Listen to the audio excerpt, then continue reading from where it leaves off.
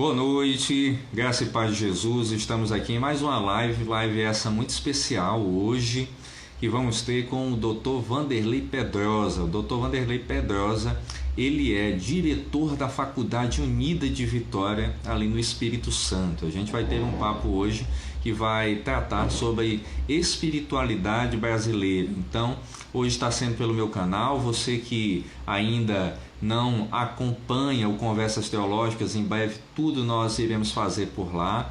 Então, que você possa estar aí falando para os seus amigos dessa live, que você possa estar aí mandando os coraçõezinhos, que segundo aí os especialistas chamam o pessoal, não tem essa confirmação, mas dizem que sim, mas só aguardando o Dr. Vanderlei entrar para que a gente possa ter esse papo muito especial. E já agradecer, essa semana nós tivemos duas conversas bem legais. A primeira conversa foi com o pastor Luiz Saião, na terça pela manhã, às 10 horas. Foi um momento muito precioso, onde nós falamos ali sobre o problema do mal, porque coisas ruins acontecem à humanidade. Foi muito proveitoso. E também tivemos ontem, no lançamento do Conversas Teológicas, que é um projeto que eu tenho desenvolvido agora de modo recente, para abordar temas da teologia, com convidados, com entrevistas, o pastor Rivanildo Guedes, que é pastor ali da Igreja Batista Unida do Brás, em São Paulo. Então, ontem nós conversamos sobre qual é o papel da teologia. Então, foi muito proveitoso, nós fomos muito agraciados e edificados com esse momento. Então, só aguardar aqui o professor, que é o Dr. Vanderlei Pedrosa, entrar. No mais, se você ainda não segue aí o Conversas Teológicas, que você possa estar botando aí o arrobazinho e possa estar seguindo. O Dr. Vanderlei acabou de entrar, ele vai fazer a solicitação para que a gente possa estar dividindo a tela e estar batendo esse papo tão especial sobre espiritualidade brasileira. Só aguardar aqui o convite para que a gente possa estar iniciando. De já agradeço aqueles que estão entrando nesse momento e que a gente possa crescer essa noite aí nesse bate-papo. Deu certo? Vamos agora já dividir tela, só aguardando esse momento aqui que o Instagram vai fazer. Boa noite! Olá, pastor Ramon, como vai? Tudo bem? Boa noite. Boa noite a você. Tudo ótimo, pastor. Tudo bênção, graças a Deus. Muito feliz por esse momento. Obrigado pela oportunidade que o Senhor concede. A gente sabe da correria. Hoje eu estive acompanhando lá no Instagram da Unida, no Teologia para a Vida, o seu diálogo com o Dr. Kenner Terra, e foi muito edificante, muito proveitoso. Os meus parabéns à Unida por esse trabalho, por esse projeto que ela tem desenvolvido de abrir a mente, abrir o pensamento teológico em solo nacional. Eu acho que faltava isso, faltava um outro lado, com responsabilidade, com seriedade. E aqui do Maranhão, da cidade de Timon, que é uma cidade vizinha à Teresina do Piauí, nós estamos sendo muito abençoados. Eu até falava com o Dr. Kenner de um sonho que nós temos de, se possível, termos a Unida, quem sabe, em polos funcionando no Piauí e no Maranhão. Quem sabe pode ser um sonho que se torne realidade para que a gente tenha um crescimento teológico aqui na nossa região mais aprofundado, além do que nós já temos. Bem, pastor, você sabe que a gente está na fase de expansão de polos e, inclusive, tem um contato em São Luís do Maranhão que não vingou ainda, a gente está em conversa. A gente tem montado polos especialmente dentro de igrejas que têm uma estrutura mínima, né? Às vezes de salas de escola dominical. Já tivemos no passado um contato em Teresina também, a gente voltou agora a manter um contato, mas não foi para frente. Enfim, quem sabe na sua própria cidade, na sua própria igreja. Ótimo. Para isso. As igrejas com as quais a gente tem criado os polos, elas, porque recebe 30%, né, o recurso da receita, e tem usado para a própria igreja, para trabalho social, para trabalho missionário. Então, às vezes, aquele espaço físico que fica ocioso, ele acaba sendo usado para o polo, que inclusive exige muito pouco, porque os alunos só têm que ir no final do semestre fazer as provas, né? Quer dizer, ao longo do semestre inteiro tudo é feito pela plataforma de ensino à distância. Quem sabe a gente mantém uma conversa sobre isso. Seria para nós uma alegria estar aí Isso. também, no Maranhão, perto do Piauí, enfim. Muito bom, muito bom. Então, meus parabéns. Hoje eu separei um tema muito especial, até para que a gente possa também estar discutindo, que é a espiritualidade brasileira. E a gente está muito acostumado, Pastor Vanderlei, a discutir a questão de uma espiritualidade europeia, de uma espiritualidade mais americanizada, mas eu queria, logo de início, pedir a você falasse um pouquinho sobre essa espiritualidade brasileira, qual basicamente são seus marcos, de onde a gente pode começar a pontuar isso, para que a gente possa entender quem são os grandes referenciais teóricos dentro dessa perspectiva e como é que foi o início desse panorama, para que a gente possa chegar nos dias atuais. Ok, pastor. A ideia de uma espiritualidade brasileira, ela não tem tanto tempo assim nas igrejas evangélicas. Ela além de ser recente, ela resulta de iniciativas muito pontuais.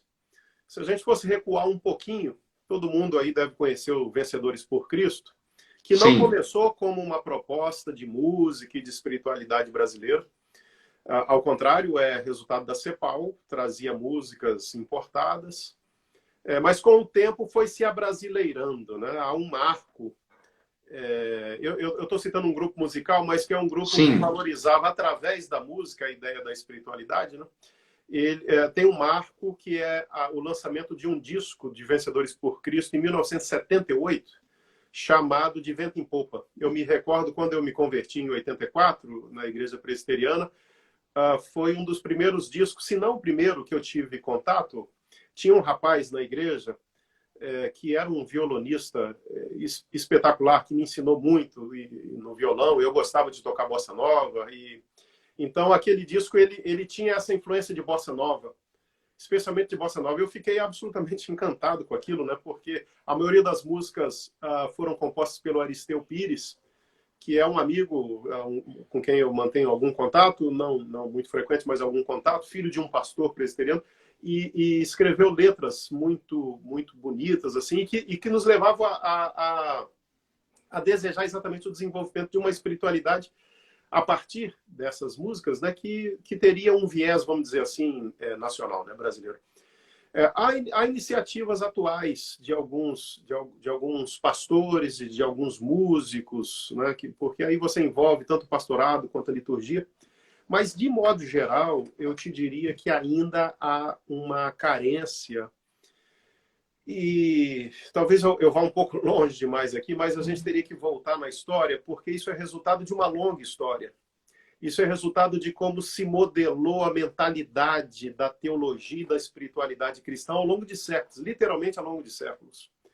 Se fosse para recuar muito, eu recuaria lá no segundo século, no sim. período chamado patrístico, né, em que começou, foi quando se começou a formular uma teologia cristã a partir daquilo que já estava escrito, dos escritos cristãos que já havia na época. E essa teologia ela foi formulada sob a influência do que a gente chama de dualismo platônico.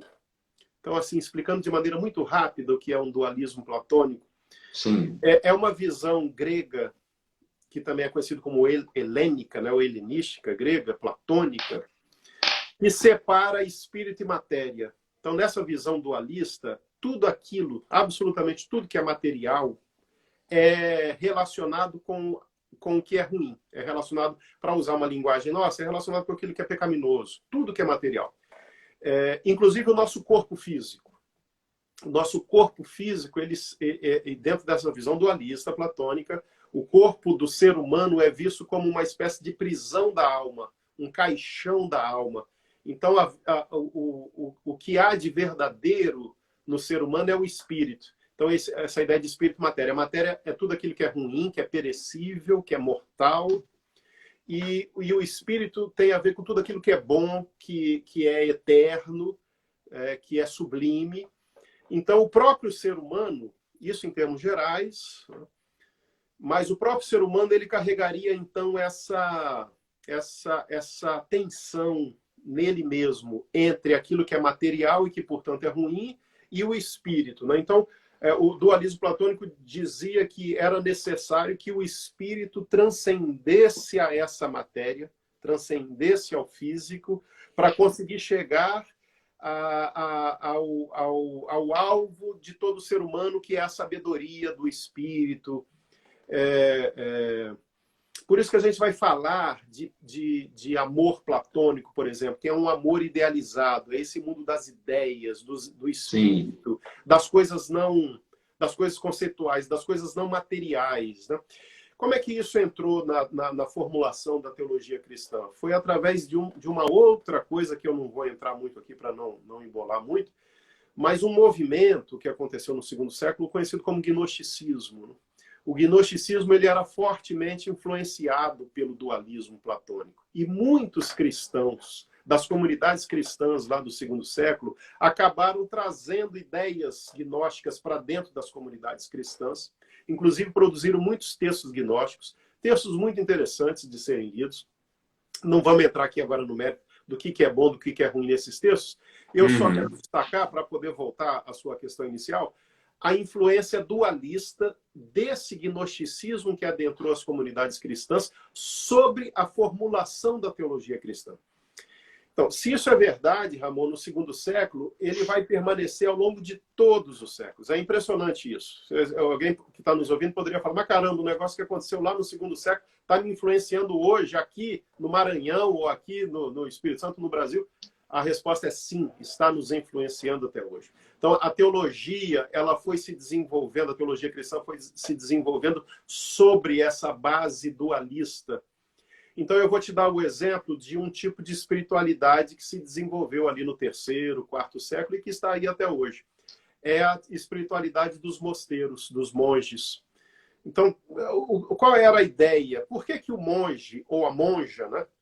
O homem ou a mulher, por que eles se afastavam do convívio da cidade, né? Eles abandonavam a família, abandonavam a cidade e iam para dentro de um mosteiro.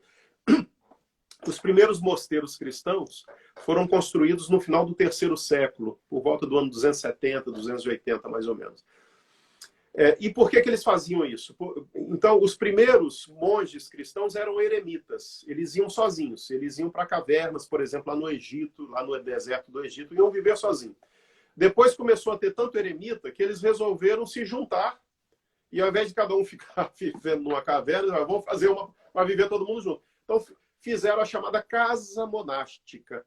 Muito mal comparando, é como se fosse uma república, né? Em que várias pessoas vão morar e vão dividir um espaço comum, e aí você tem que criar regras para esse convívio. Essas regras ficaram conhecidas como regras monásticas. Mas por que essas pessoas faziam isso, então?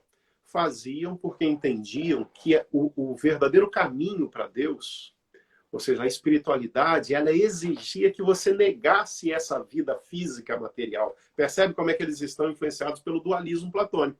Quer dizer, não era cristianismo, era uma visão grega, né, helênica, sobre a teologia cristã, que foi sendo assimilada, foi sendo absorvida pela teologia cristã. Ou, de outra forma, a teologia cristã foi sendo elaborada de maneira dualista. Então, os monges, eles mortificavam o corpo. Então, por exemplo, não se casavam, porque o maior prazer que o corpo pode ter é a relação sexual. Então, eles tinham que mortificar. Não podia ter qualquer tipo de prazer. Então, afastamento da cidade, afastamento da família, clausura, ficavam fechados no ambiente, uns mais rígidos, outros menos rígidos. Aí você vai ter vários movimentos monásticos, né? E tudo com uma visão idealista de espiritualidade. Se eu quiser chegar a Deus, eu preciso negar essa vida aqui na Terra. Então, vai se desenvolver ao longo dos séculos uma visão no cristianismo de que a verdadeira vida não é essa que eu estou vivendo aqui e que você está vivendo aí agora. Essa vida, ela na realidade não vale nada. Essa é a visão que se desenvolveu. Não vale nada, ela é material, ela é física, ela é transitória. A verdadeira vida do cristão é aquela que vai ser vivida lá no céu. Ora, isso é platonismo. A ideia de Platão era de que essa vida aqui ela deveria ser extinta ou deveria ser mortificada em prol de uma vida espiritual.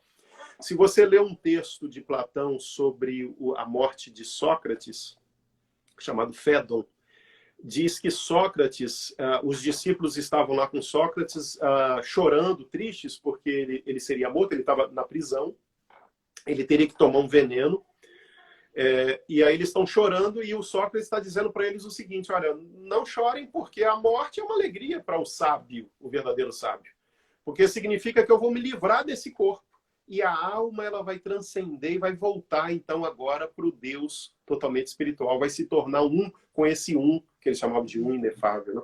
Então essa ideia de que essa vida não vale nada, de que a verdadeira vida é essa que está lá para cima, era uma ideia que veio do mundo grego e entrou na teologia cristã e que na minha igreja, na sua igreja, no dia a dia, a gente defende sem perceber. Ora, isso vai contra os primeiros capítulos da Bíblia, que dizem que Deus criou todas as coisas, que Deus criou o corpo do homem, que Deus criou o corpo da mulher, que Deus criou o mundo. E à medida que ele ia criando, ele ia dizendo que tudo era lindo, que tudo era muito bom, que tudo era para ser desfrutado. Então, Jesus, falando nos evangelhos, para dar um salto lá para o Novo Testamento, que ele veio para que a gente tenha vida e vida em abundância, né? Não tem como ter vida, Ramon, fora do corpo. Quer dizer, porque alguém pode, quando eu falo isso, pode falar, não, Vanderlei, mas essa vida é uma vida espiritualizada, fora do corpo.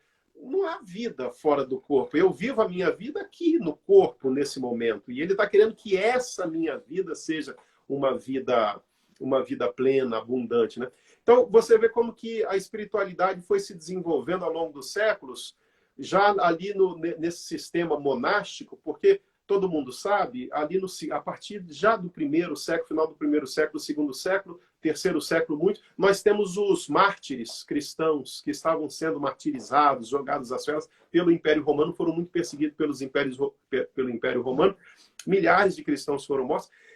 E com o tempo passou-se a ver o martírio como uma espécie de coroa assim, da salvação, né? Quer dizer, alguns até se entregavam para o martírio, né? Exatamente. Ser martirizado é o sinal de uma verdadeira fé em Deus. Aí alguns líderes da igreja começaram a recriminar isso, falando, não, não é por aí, não tem que acontecer isso e tal. Só que aí acabou a era dos martírios, porque depois o império acaba se convertendo, acaba se tornando, depois de Constantino, 313, né, já no quarto século, o império vai se tornar cristão também. Então agora você não tem mais aquela coroa, né, de morrer martirizado. Aí qual era o martírio que você fazia? Era virar monge ou monja. Era uma espécie de morte, né? Quer dizer, você não estava mais com a família, não estava mais em sociedade, você não gerava vida porque você não tinha relação sexual, você não engravidava, então você não ia deixar uma continuação. Era uma espécie de morte, era uma mortificação dessa vida em prol uma prisão. Depois. Aí a gente estuda a história do cristianismo ao longo de toda a Idade Média, você tem desdobramentos profundos disso. E alguém que está nos ouvindo pode falar assim, mas isso aí é coisa da Igreja Católica. Em princípio, pode parecer da Igreja Católica, mas essa mentalidade, você pode até dizer, nós não temos monges, não temos mosteiros no meio protestante, embora tenha até algumas manifestações dessas na Alemanha, mas não vem ao caso aqui falar sobre isso, mas de modo geral não tem, mas a mentalidade está também nas igrejas evangélicas. Então eu diria, Ramon, que a reforma protestante ela fez muita coisa.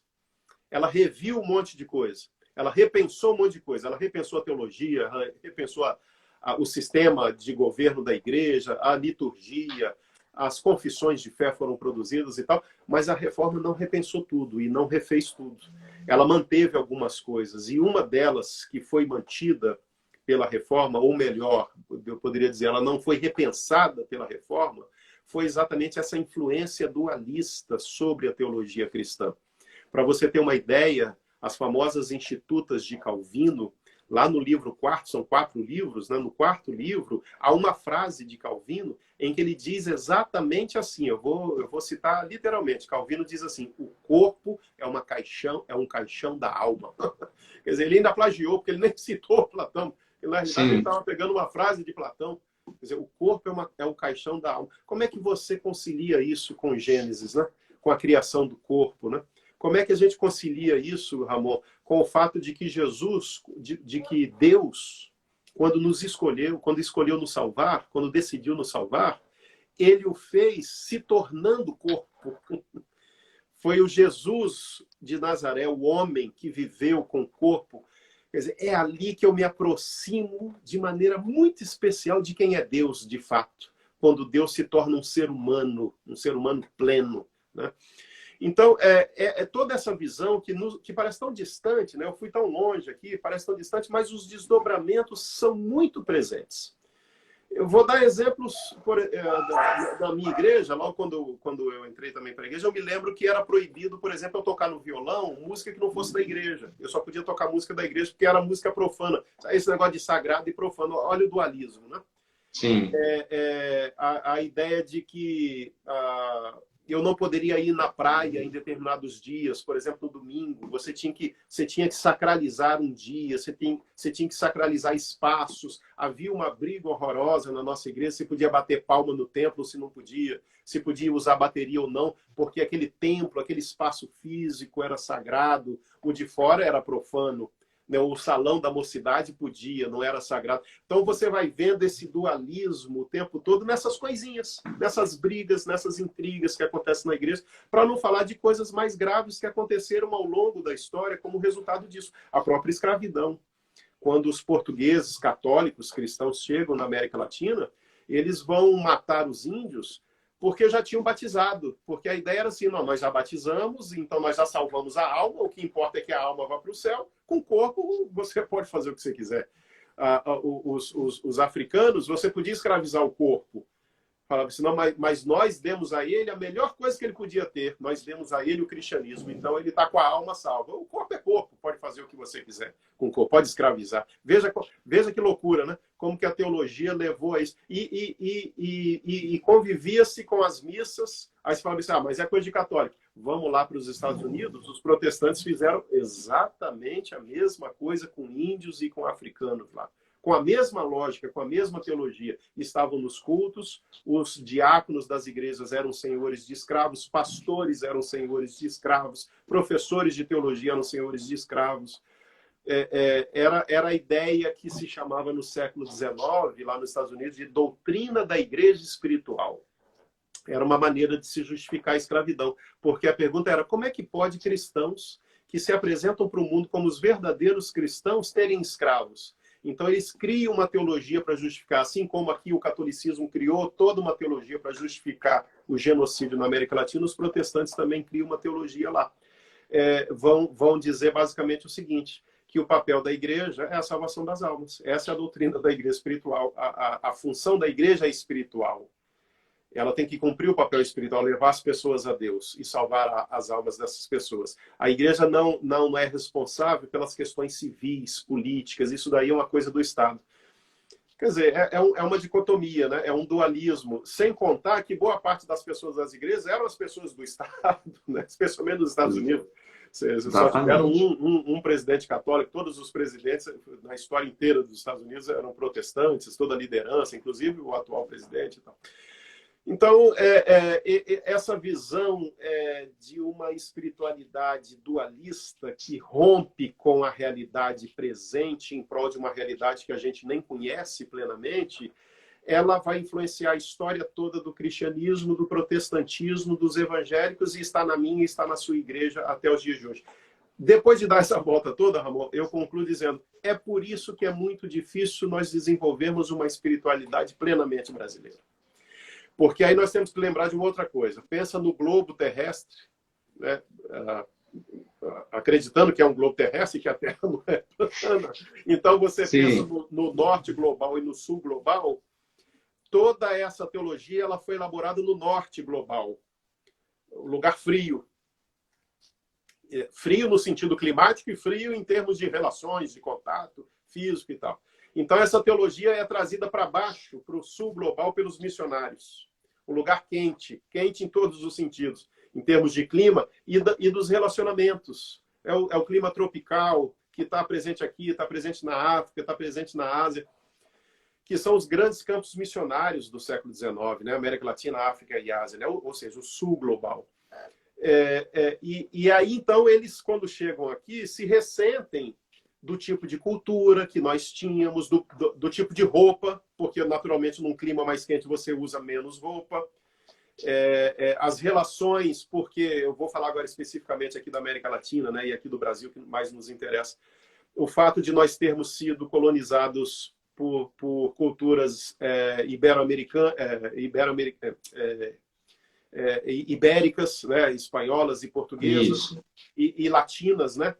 E latinas, então, diferente da anglo-saxônica, porque aí a gente teria que, numa outra conversa, também pensar nessas culturas, na cultura anglo-saxã e na cultura latina, que são culturas muito distintas em termos de visão de relacionamentos, de mundo, de filosofia de vida. E aí eles olham para isso, e um país que é hegemonicamente católico, não era só católico, você tem as religiões de matriz afro, aqui no Brasil também, no século XIX, indígenas, mas havia um domínio católico. Então, quando os missionários entram aqui, eles para entrarem no Brasil, você imagina, durante 300 anos de história, o Brasil não tem protestante. Tiveram umas tentativas lá no século XVI, XVII, mas que não vingaram. Então, você tem 300 anos de história. Os protestantes começam a chegar depois que a família real portuguesa chegou no Brasil, com aquele tratado de livre comércio e tal, início do século XIX. Então, uma hegemonia, um domínio do catolicismo, e os protestantes agora querem entrar, querem furar esse bloqueio. E uma das táticas, vamos dizer assim, é renegar completamente a cultura brasileira. E com a cultura, a religiosidade brasileira, as festas, o folclore, música, ritmo, tudo quanto é costume. Quer dizer, em outras palavras, ser protestante, a partir dessa mentalidade, era ser tudo aquilo que um brasileiro não era. Você meio que tinha que se americanizar, até no tipo de roupa, que você ia usar o tipo de ritmo. Então você passa a olhar com muita desconfiança para qualquer ritmo que tenha mais balanço, né? O samba, o batuque. Não, isso daí é coisa que se usa, aí vai se falar em macumba, né? Nem se fala de religiões afros, vai usar essa palavra pejorativa, né? Coisa de batuque é coisa de macumba, vai se dizer. Então não pode ter batuque dentro da igreja, né? Que isso é coisa para o diabo, não é coisa para Deus. Uma percussão, então, né? A percussão, tinha essas brigas lá na minha igreja, não sei se tem aí. Nossa, eu acho que hoje em dia não, mas na década de 80 tinha muito. Todos esses ritmos brasileiros, os costumes brasileiros, as festas, isso tudo precisa ser renegado. Então, não é simplesmente a pregação do evangelho puro e simples que os missionários trazem. Eles trazem também o que se chama de American Way of Life, né?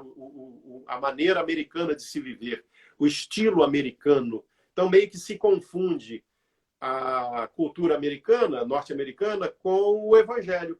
Meio que os americanos, os estadunidenses vão entender mais ou menos o seguinte, que ser americano e ser o cristão genuíno é a mesma coisa.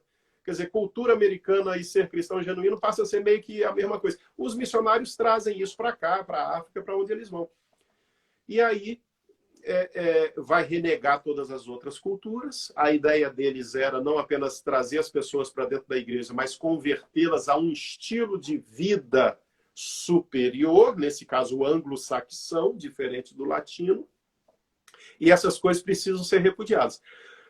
Ramon, eu sem querer ofender ninguém, mas eu francamente vejo nisso racismo puro e simples, e nada de teologia. Não se tocava percussão, como você disse, porque são instrumentos produzidos por negros. Simplesmente porque se fossem instrumentos criados lá na Europa, eles iam tocar na boa. Então, isso era uma teologia que escondia muito racismo, muito preconceito, né? Então, o balanço, o gingado, tudo isso, na realidade, é porque estava relacionado com a cultura dos africanos, dos índios, especialmente dos africanos, e era tido como uma coisa inferior, porque a cultura anglo-saxã sempre se viu como superior, como se vê ainda hoje, e precisava ser imposta, né? Essa é uma longa discussão. Mas isso vai nos roubar essa possibilidade do desenvolvimento de uma espiritualidade realmente brasileira, que teria que incorporar, até a palavra eu já usei aqui, o corpo, né? Incorporar o corpo, quer dizer, teria que considerar a corporeidade, ou seja, a plenitude do ser humano. O ser humano, ele não é, diferentemente do que dizem os gregos, corpo e alma separados.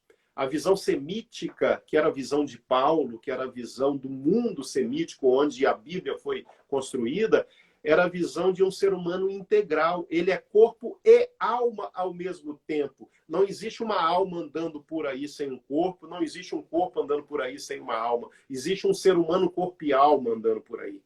E quando morre, quem morre é esse ser humano. E quando ressuscita, quem ressuscita é esse ser humano. Não morre uma parte dele, ressuscita apenas uma parte. O ser humano morre. Por isso que a ressurreição de Cristo ela é tão sublime. Porque ela não foi apenas um corpo que morreu e ressuscitou, foi um ser humano que morreu e ressuscitou. Aí ela se torna muito maior, né? Porque não é só o corpo, é a vida plena morrendo, acabando, e é a vida plena voltando. Então, quando nós somos ressuscitados, é esse ser humano pleno que volta. Por isso ela é muito maior do que simplesmente a ressurreição de um corpo, né? É a ressurreição de um ser humano, né? Em Cristo. Daí a grandiosidade dessa ideia de ressurreição. Então, eu acredito, devolvendo a palavra para você, que a espiritualidade brasileira ela vai conseguir se firmar, como eu disse, desde a década de 70 para cá, há tentativas, há iniciativas muito positivas de pessoas até que eu conheço, aqui e acolá, mas eu acho que ela se firma mesmo na medida em que, primeiro, ela ganha consciência de que nós precisamos pensar numa teologia da integralidade do ser humano. Isso significa considerar o ser humano como corpo e alma, como isso tudo ao mesmo tempo. Nós somos desejo, somos sexualidade, somos memória, somos corpo, somos alma, espírito. Não, essa ideia de lá que no meu seminário, no seu, talvez discutiu de dicotomia, tricotomia, isso é uma grande bobagem, essa é uma discussão boba, baseada em equívocos. Não há ideia nem de uma dicotomia, nem de uma tricotomia na Bíblia. O que há é um ser humano ali. Esse ser humano é que louva a Deus. Esse ser humano é que se aproxima de Deus na sua corporeidade. Eu não faço nada fora do meu corpo. Nada, absolutamente nada. Nem você, nem ninguém. Tudo a gente faz a partir do corpo. Os meus pensamentos são a partir do meu corpo.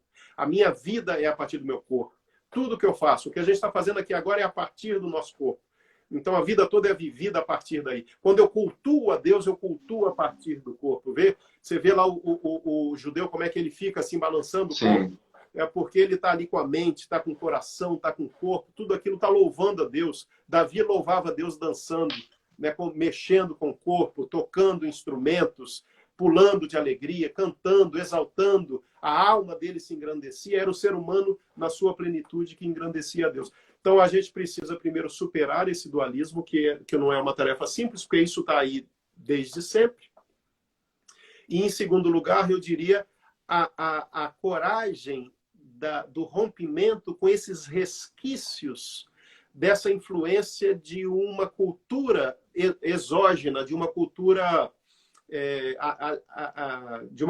alienígena, né? De uma cultura de um outro país que nos influenciou a negarmos a nossa cultura brasileira, né? Há bons livros sobre isso já produzidos por alguns pastoras brasileiros, que podem ser lidos, né? O Nelson Bomilcar escreveu um livro sobre isso. Há um livro chamado Brasil Polifônico também, com vários autores escrevendo que falam sobre isso. O pastor e músico Carlinhos Veiga, lá de Brasília, tem textos produzidos sobre isso, sobre essa ideia de uma espiritualidade brasileira, né? Que leva em consideração que a espiritualidade brasileira ela precisará ser pensada a partir da realidade brasileira, da cultura brasileira, do nosso cenário brasileiro, né? Tem uma perguntinha, acho, alguém perguntou, mas eu gravei aqui nos comentários, se essa questão que você falava, eu creio que essa foi a pergunta, digamos, dessa colonização, ou esses aspectos, foi intencional ou orgânico? Se eu não me engano, foi essa a pergunta. Não consigo aqui agora voltar à pergunta. Deixa eu tentar ver aqui. Ok, tranquilo. Mas eu acho que foi basicamente isso, a grosso modo, foi essa a pergunta, se eu não me engano. Se esse caráter aí foi algo intencional ou foi orgânico, toda essa colonização, se eu não me engano. É, ele colocou aqui, João Augusto, mas era intencional ou foi orgânico? Acho, foi essa a pergunta dele. A colonização foi intencional, né? Uhum. Os colonizadores vieram para cá e havia um plano, que eram planos distintos na colonização da América do Norte e um plano muito específico para a colonização da América Latina, como acho que todo mundo sabe, né? Então havia um Sim. plano de exploração.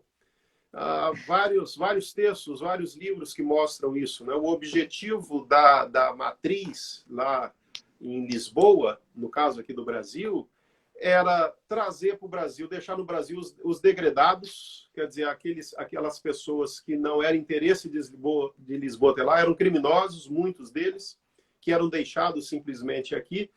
E o objetivo dos navios portugueses que vinham aqui para a colônia era tirar o máximo de riqueza possível. Não há tempo para a gente falar sobre isso, mas há livros que falam em detalhes da quantidade de riqueza que foi tirada aqui do Brasil, de madeira, de pedras preciosas, de ouro, de metais, de modo geral.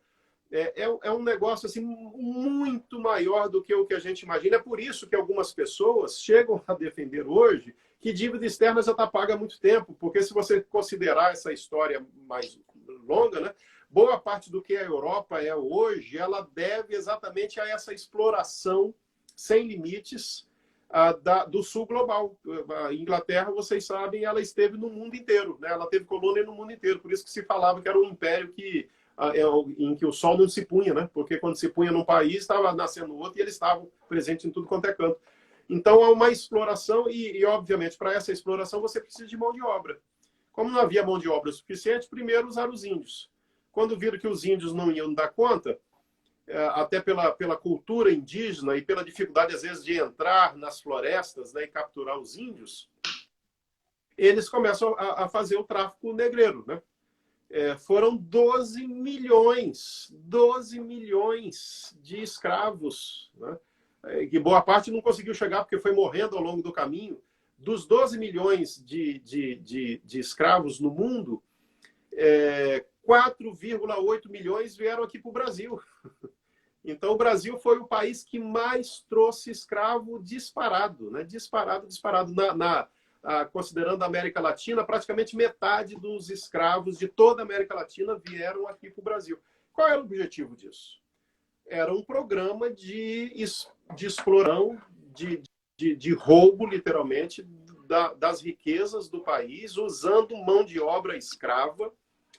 E quando morria, eles simplesmente iam lá e pegavam mais. E essa riqueza toda era levada lá para a Europa. Só teve um motivo para a família real portuguesa ter vindo para o Brasil, que foi a ameaça de Napoleão. Quer dizer, quando Napoleão estava devastando boa parte da Europa, tentou fazer uma aliança com Dom João, ele não topou, ele fez uma aliança com a Inglaterra, e Napoleão disse, eu vou invadir Portugal, e de fato fez. Quando as tropas francesas já estavam apontando nas colinas, ali na periferia de Lisboa, Dom João entrou nos navios, né, dezenas de navios, com boa parte de toda a corte de Lisboa, largou o povo para trás. Então a nobreza toda entrou nos navios. Diz que dava para ver dos navios os canhões franceses se aproximando e eles, com a proteção da esquadra inglesa, que era poderosíssima, trazendo eles escoltados aqui para o Brasil para poder se livrar da ameaça de Napoleão. O Dom João não quis enfrentar, simplesmente não quis enfrentar a guerra, simplesmente fugiu e largou o povo para lá.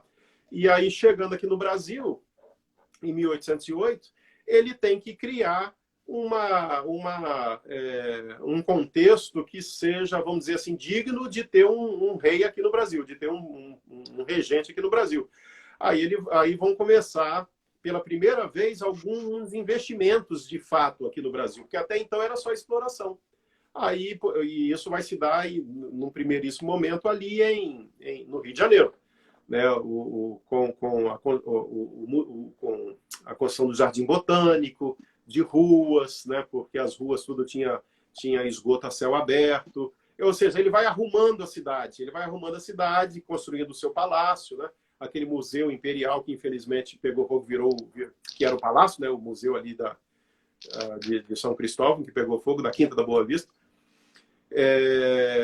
vai se haver algum investimento. Mas ao longo da história do Brasil e da América Latina, até que aconteceu isso aqui no Brasil, a vinda da família real e com os aconteceu foi intencional, programada, né? E com o apoio da Igreja Católica, né? Do cristianismo de então. Tudo tinha uma intenção, né? Talvez seja até uma inocência ou uma negação dos fatos, né? Porque tudo era intencional, tinha um contexto para se criar e um contexto ali favorável para esse tipo de mercantilização também da fé e também de absorção das riquezas dessas terras naquela época.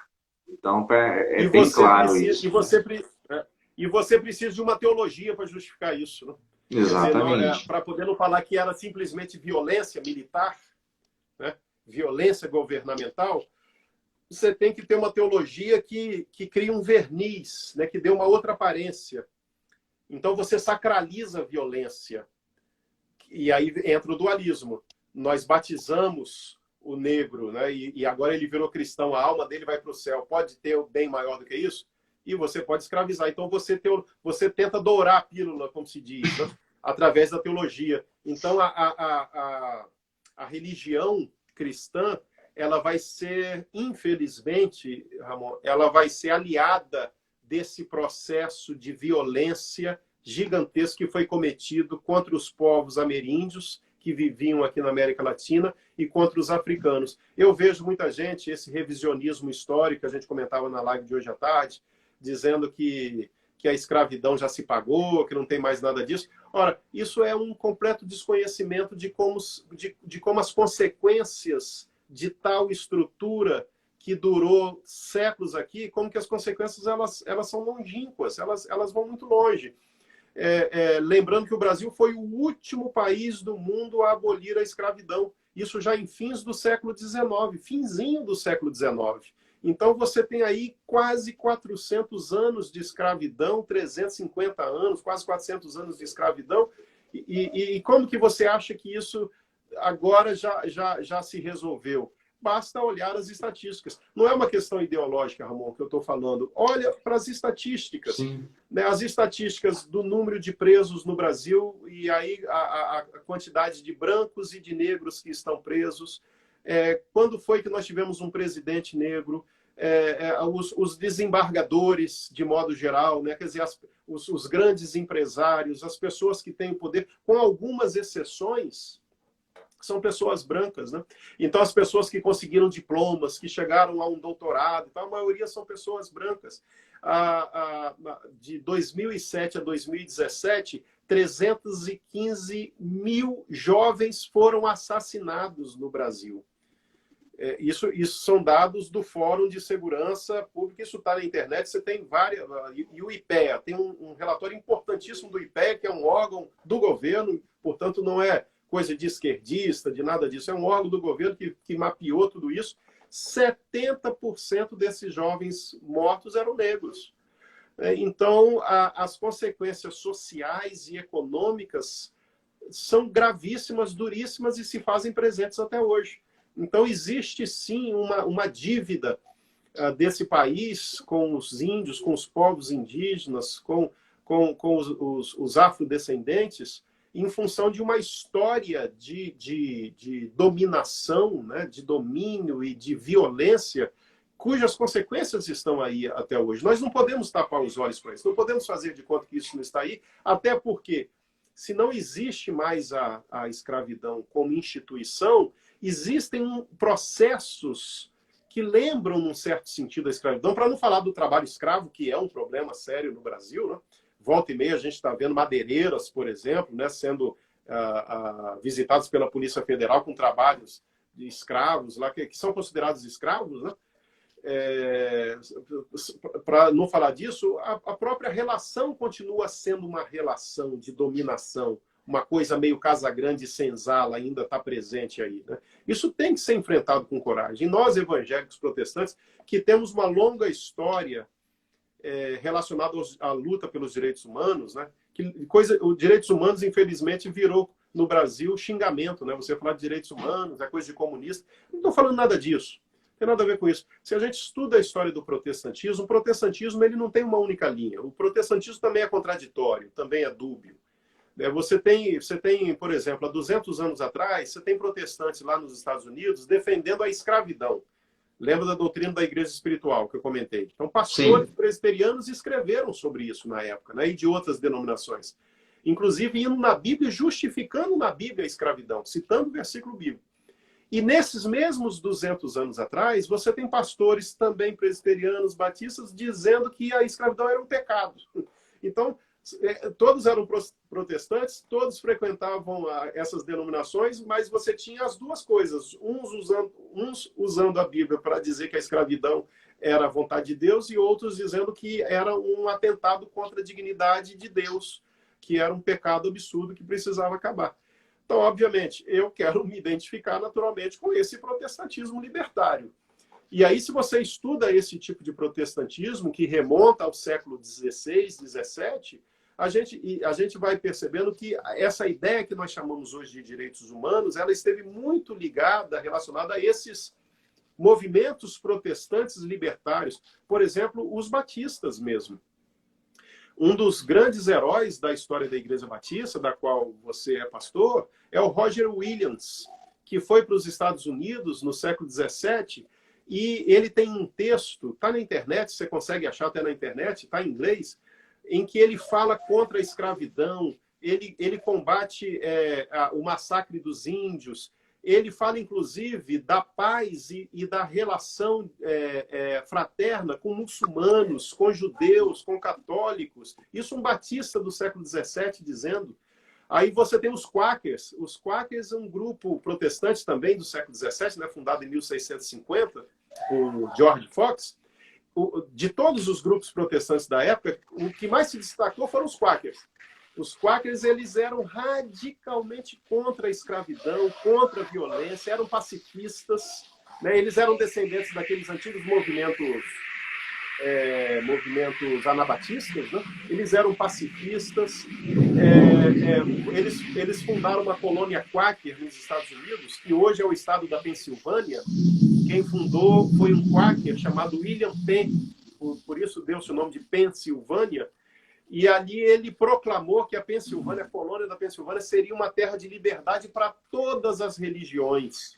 Então você tem uma longa tradição de protestantes que defenderam, que foram contra qualquer tipo de violência e que defenderam os direitos das chamadas minorias, das outras religiões, das culturas. E isso culmina, por exemplo, para trazer para um exemplo mais próximo da gente, mais contemporâneo, no pastor também batista Martin Luther King. Exatamente. Eu sou fã de carteirinha do Martin Luther King. Eu tive o privilégio de visitar em Atlanta o museu, que é a igreja onde ele pregava, que hoje ela não funciona mais como igreja, ela está lá preservada do jeitinho que era quando ele estava lá ainda. Subindo a rua, uns 200, 300 metros, tem a casa onde ele nasceu, onde ele morou. Aí na frente tem um outro museu. E você fica andando ali na rua e dentro da igreja e alto-falante fica pregações, ele pregando. É uma coisa linda.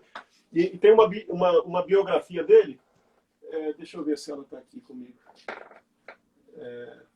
Não está. Senão eu ia mostrar para vocês. Deixa eu ver. Eu achei que eu tinha aqui uma biografia dele chamada...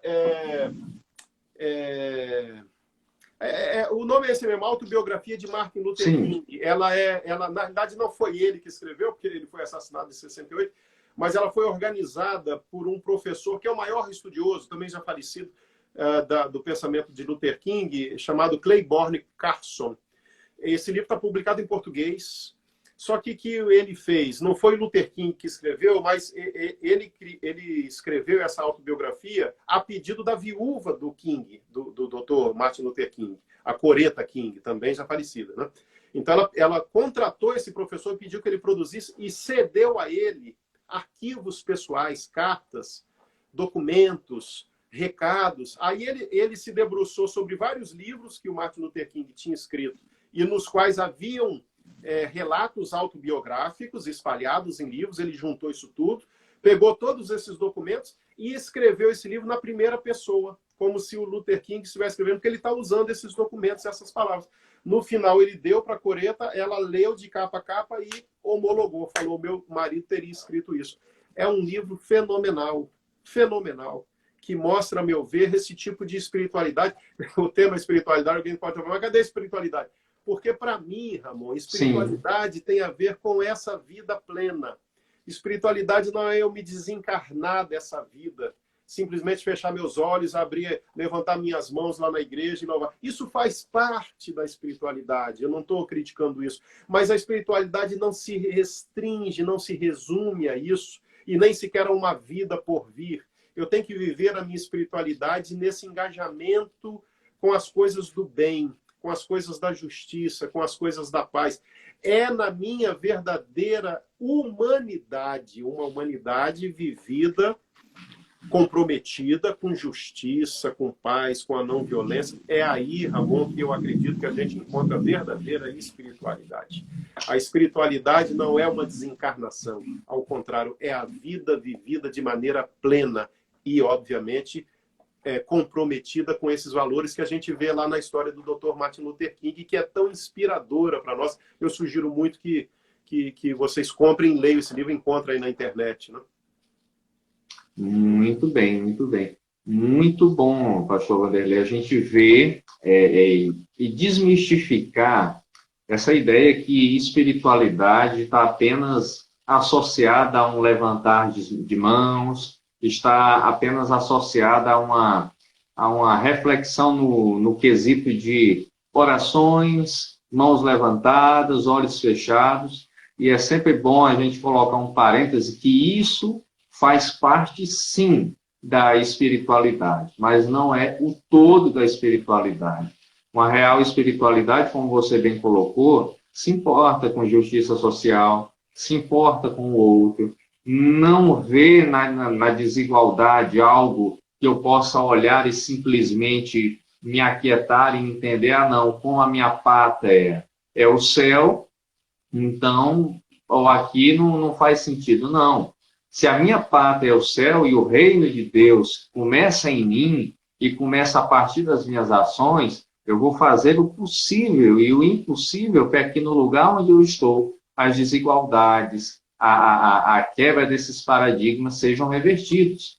Porque justamente se o Cristo que está em mim, ele realmente me molda, eu não posso ser um indivíduo inerte, ou um indivíduo que, como você bem colocou, trace uma teologia só do porvir e não trace uma teologia do aqui e do agora. Então, eu acho que essa nossa conversa, que é um pontapé, e para muitos que estão acompanhando agora, e para outros que irão assistir, ela nos leva à seguinte compreensão: que tipo de teologia a gente está fazendo? Que tipo de contexto é que a gente está vivendo? Lógico que, em virtude do tempo, não temos como prolongar, mas a gente poderia aqui traçar algumas coisas que ficarão, se assim Deus permitir, com o próximo bate-papo, traços como a importância da teologia da libertação para a nossa realidade, que valores ela tem, e a importância também da teologia pentecostal, e alguns erros históricos que nós cometemos enquanto protestantismo brasileiro, que você citou hoje à tarde no Teologia para a Vida, onde os batistas, onde os próprios presbiterianos tiveram falhas gigantes no tocante à ideia de ditadura militar. Então, eu fico muito agradecido, pastor Vanderlei, por esse papo, por essa oportunidade, entendendo que foi um tempo que o Senhor nos concedeu, e muito agradecido por essa explanação que é rica, que é profunda, e que traz luz histórica e espiritual integral à nossa vida enquanto pastores e enquanto servos do Senhor, enquanto cidadãos dessa pátria amada que é o nosso Brasil. Não vamos esquecer, pastor Ramon, o que diz Isaías sobre a verdadeira religião, né? Quer dizer, religião e espiritualidade não são exatamente sinônimos, mas ali a ideia é essa, né, de uma vida para Deus, né? A verdadeira religião é cuidar dos órfãos e das viúvas, né? Tiago ecoa isso para a gente ir para o Novo Testamento. Então, essa espiritualidade ou essa religiosidade, ela se torna realmente plena e verdadeira nessa relação com a vida real. Há muito desperdício de tempo se debatendo qual que é a melhor teologia, se é a calvinista, se é a arminiana. Quer dizer, eu não desprezo a teologia que esses homens produziram. Foram gigantes teológicos, mas essa é uma teologia produzida há 400 anos atrás lá na Europa. Quer dizer, isso não diz mais nada para nós. A gente não está inventando a roda, tá certo? Não estamos partindo do zero. Nós temos todo esse cabedal produzido atrás de nós, mas o fato é que a nossa realidade é outra. Nós temos que produzir uma teologia para os dias de hoje, para a nossa realidade social. Essa teologia, ela tem que responder também à pergunta da espiritualidade. Que tipo de espiritualidade eu vou viver aqui no Maranhão, ou aqui no Nordeste, ou aqui no Sudeste, aqui no Brasil? Quer dizer, não pode ser uma espiritualidade importada lá do norte global, lá dos Estados Unidos. Não pode ser uma coisa vinda lá do mundo grego, dualista, que desconsidera a realidade humana.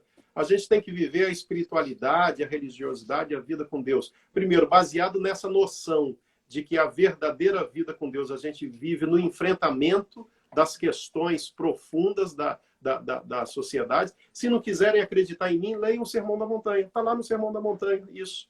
Essa ideia toda está lá nas bem-aventuranças, né, nos misericordiosos, naqueles que andam a segunda milha, está lá. Então, isso é o resumo do que Jesus está esperando de nós, né, o que ele está esperando do cristianismo. E o cristianismo, se a gente for olhar para o Sermão da Montanha, pastor, infelizmente, ele é um grande fracasso, porque ele não conseguiu construir essa sociedade que está sonhada por Jesus ali no Sermão da Montanha. E se ele fracassou nisso, nós somos os responsáveis por desfazer esse fracasso, para reverter esse fracasso, né, de tornar isso uma realidade. Então, se a gente continuar vivendo uma espiritualidade desencarnada, nada vai mudar. A nossa espiritualidade tem que ser encarnada no aqui e agora, nessa vida, nesse enfrentamento. É aí, no encontro com a vida, que a gente encontra a verdadeira espiritualidade. Amém. Muito obrigado, pastor Vanderlei. Obrigado, que Deus possa te abençoar aí em Vitória, possa abençoar na direção da Unida. Eu acho que meu primeiro contato e que eu consegui ver algumas coisas da Unida foi onde vocês trouxeram o Teólogo da Esperança, Jürgen Moltmann. Ali, foi um sonho. Sensacional. Foi sensacional e a partir dali eu comecei a ter contato, acompanhar e sou muito grato. É uma instituição de ensino, uma instituição também teológica que nos abençoa e abençoa a minha vida. Amém. E tem feito essa reflexão do meu pensar, do meu agir. Então, Deus te abençoe, que Ele te dê sempre coragem, força, junto com o seu corpo de professores, com o corpo de pastores, amigos e amigas que fazem a Unida, essas mulheres também muito especiais e corajosas que têm modificado e têm se colocado na linha de frente teológica da Unida. Tá bom, pastor. Obrigado. Um abraço. Estou vendo uns amigos aqui, o Alex, o pastor Wilhelm, lá de Santa Catarina, estão entrando aí. Um abraço para esses colegas. E Deus abençoe o seu ministério também, pastor. Muito. E vamos continuar conversando. Amém. Abração. Tchau, tchau. Obrigado a todos. Tchau. Tudo de bom.